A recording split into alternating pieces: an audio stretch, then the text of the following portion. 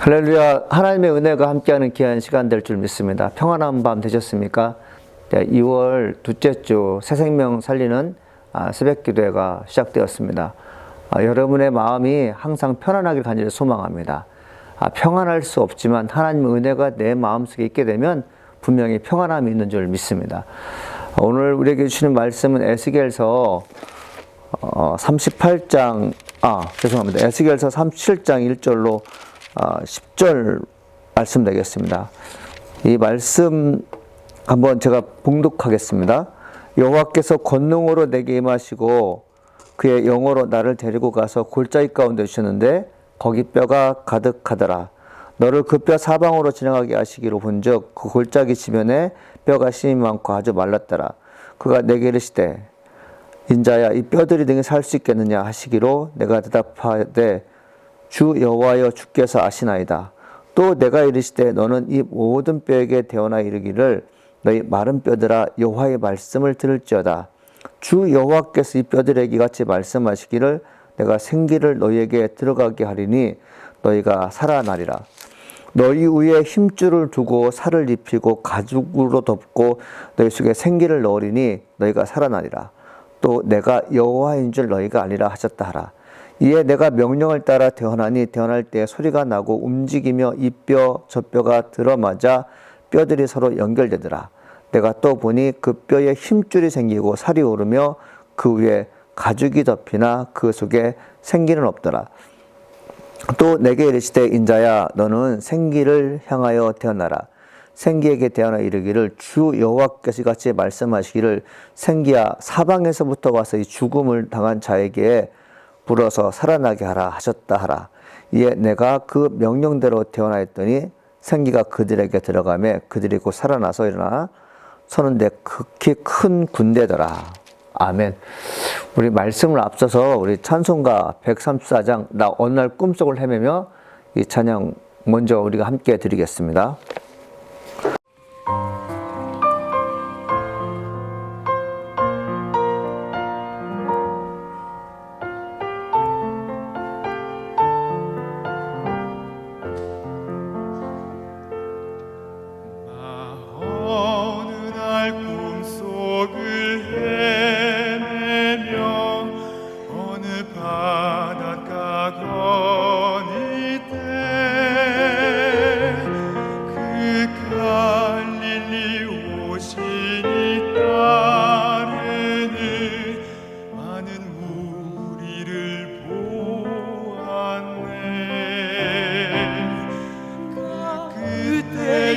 확실히 소명이 눈을 뜨는 것 보았네. 그 갈릴리 오시니 능력이 나를 놀라게 하였네. 내가 영원히 사모할 주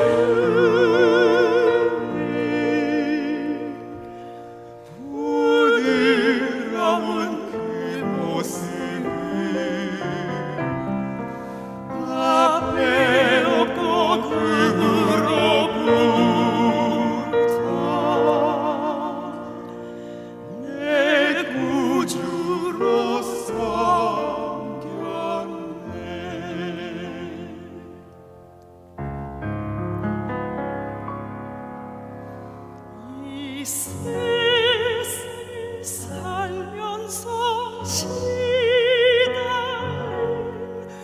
모든 친구야 나오라.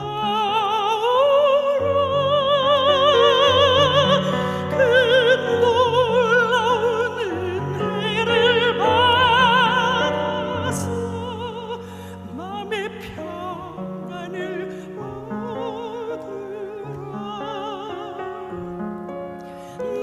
주께서 명하신 복음을 힘써 전하며 살도록 그 갈릴리 오시니 내 안에 항상 계시기 원하네.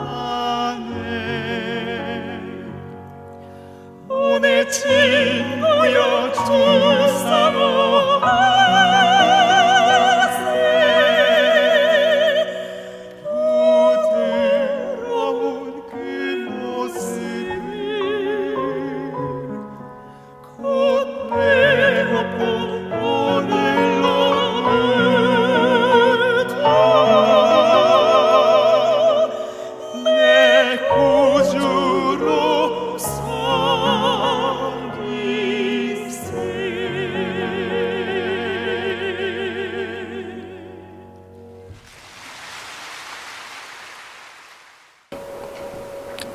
하나님 말씀을 읽는 가운데 극적인 장면들이 있습니다. 인간의 눈을 의심하게 하는 장면이죠. 인간의 눈에 의심한다는 것은 인간이 연출하거나 인간이 조작하거나 인간이 만들 수 없는 것들입니다.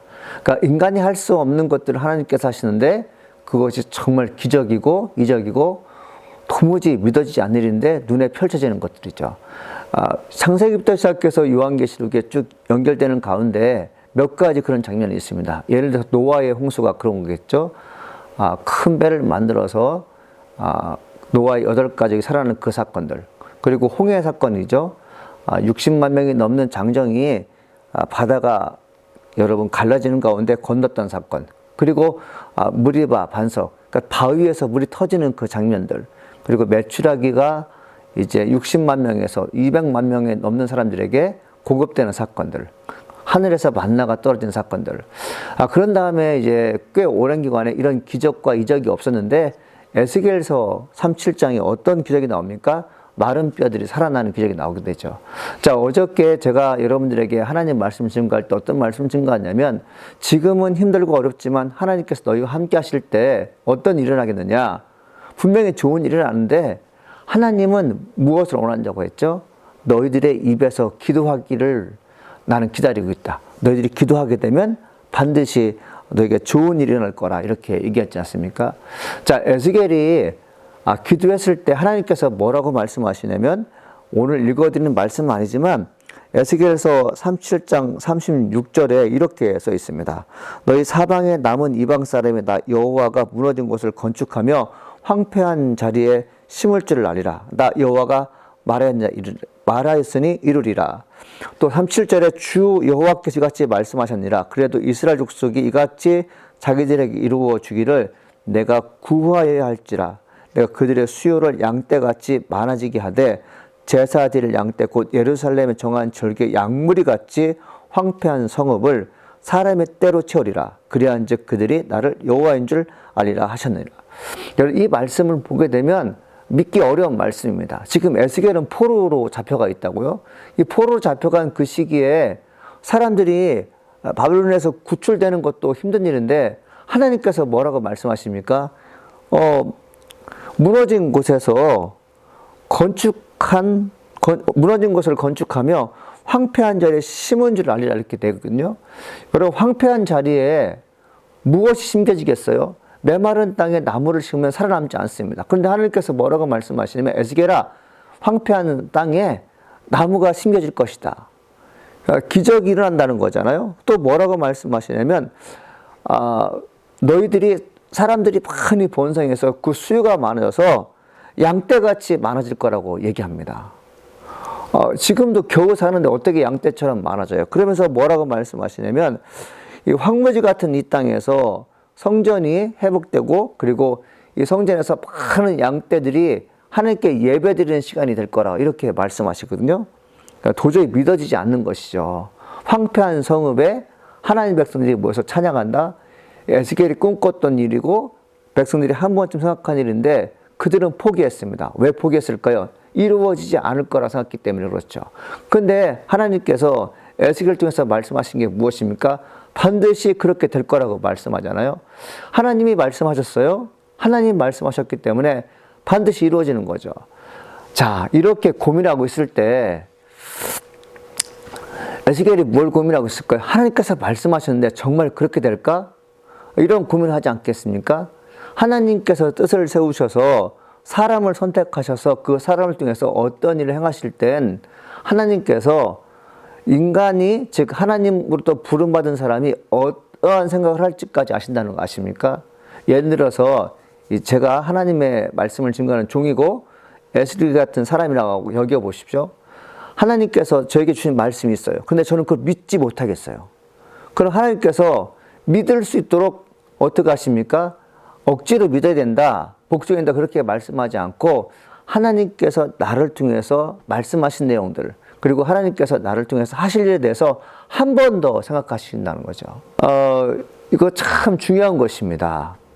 하나님께서 나를 통해서 하실 일에 대해서 한 번 더 말씀해 주신다. 황폐한 성읍을 사람의 때로 채우겠다고 하셨는데 도저히 불가능한 일이거든요. 사실은 이스라엘 성읍에 사람들로 채우려면 고국으로 돌아온 백성들이 있어야 합니다. 이 바벨론 나라가 망하지 않고서는 절대 일어날 수 없는 일이었어요. 에스겔은 하나님 말씀이 정말 현실로 이루어질 수 있을까를 고민하고 있을 때 환상으로 되어진을 보여줍니다. 그게 바로 오늘 에스겔서 37장 말씀이죠. 에스겔은 하나님의 영의 인도로 받아 뼈가 가득한 골짜기로 인도함을 받습니다. 그곳에 뼈가 가득했어요. 사방이 온통 죽은 자의 뼈들이 심히 많았는데 아주 말랐다고 기록하고 있습니다. 아주 말랐다는 것은 오래전에 죽어서는 골짜기에 버려지거나 매장된 것입니다. 하나님의 영이 왜 나를 죽은 자들의 흔적이 남아있는 뼈들이 있는 골짜기로 인도했을까요? 이것을 놓고 에스겔은 고민했을 거예요.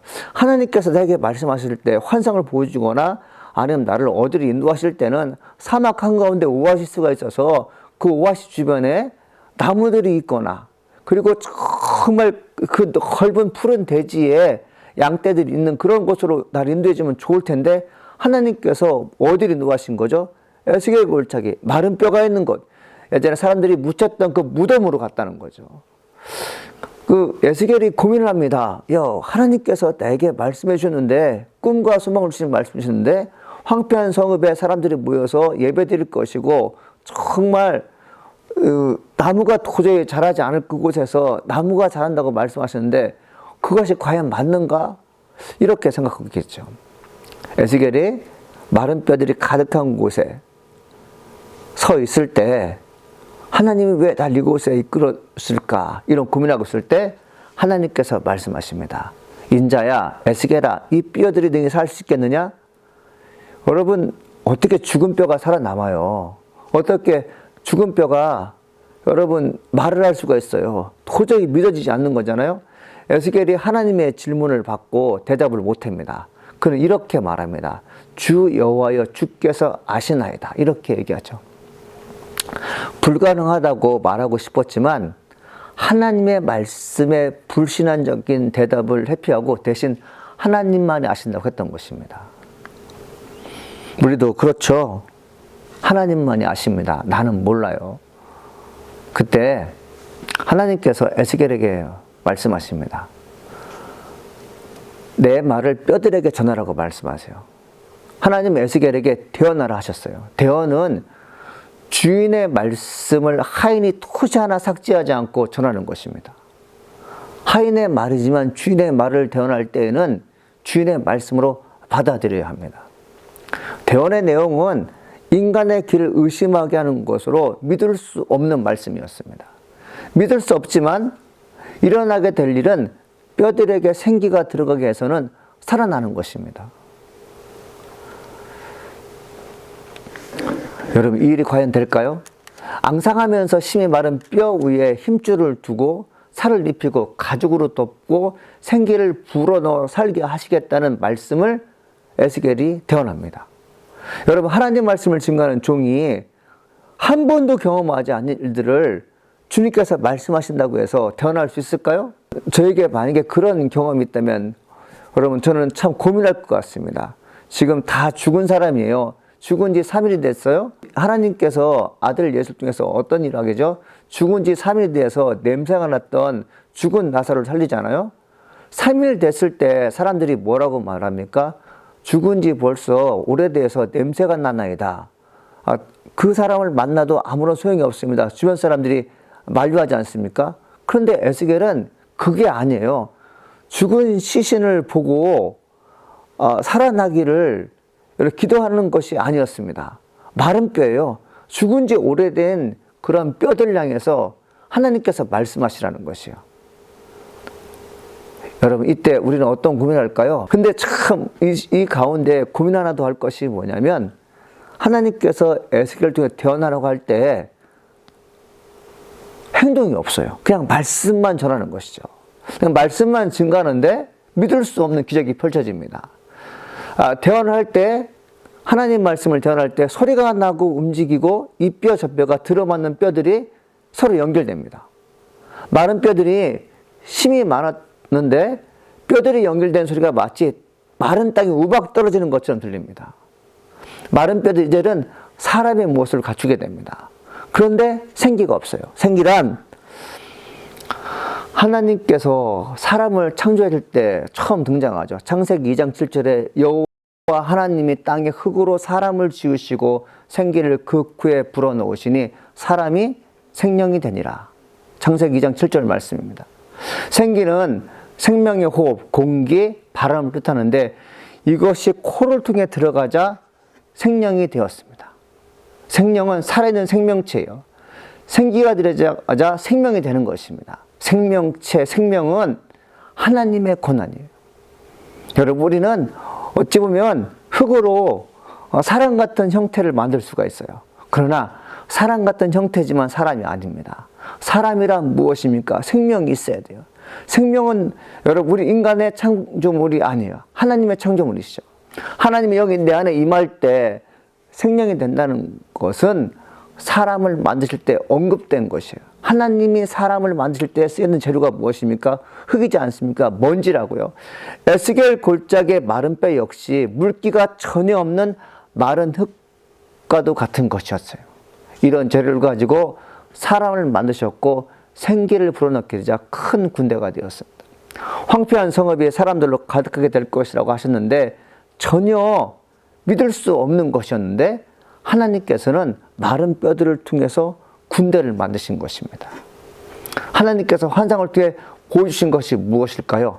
말씀으로 모든 것이 다 성취된다는 것입니다. 에스겔은 하나님 말씀을 더욱 신뢰할 수 있게 되었어요.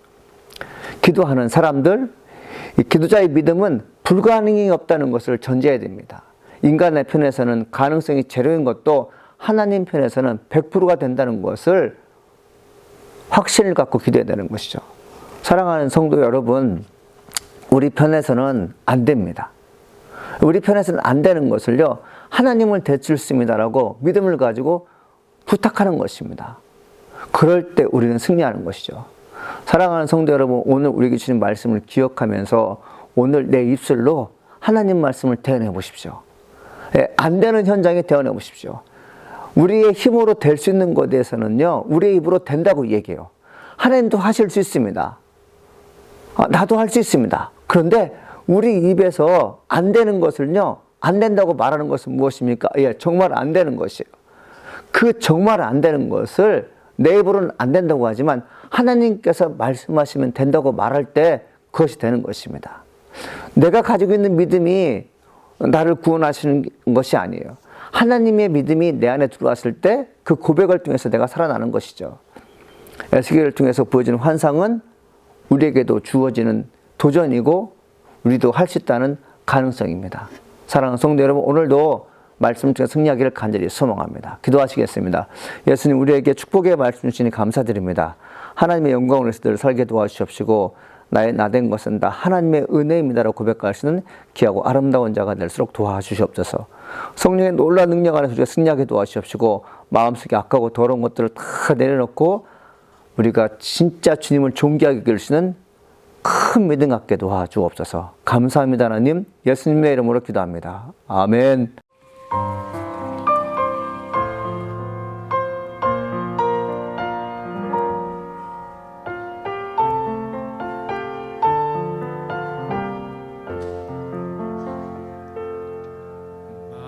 어느 날 꿈속을 헤매며 어느 바닷가 거닐 때 그 갈릴리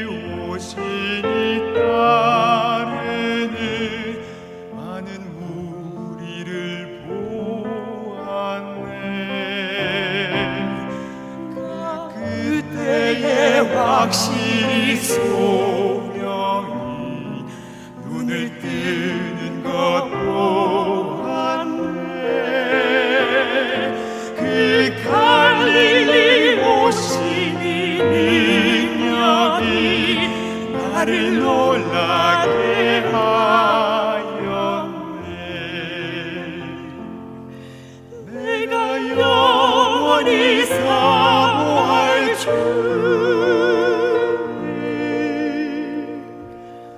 부드러운 그 모습을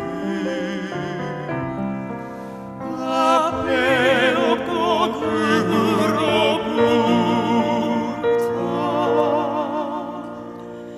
내 구주로 섬겼네.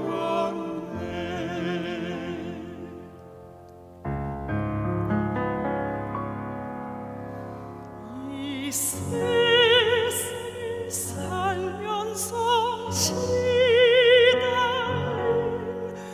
모든 친구야 나오라.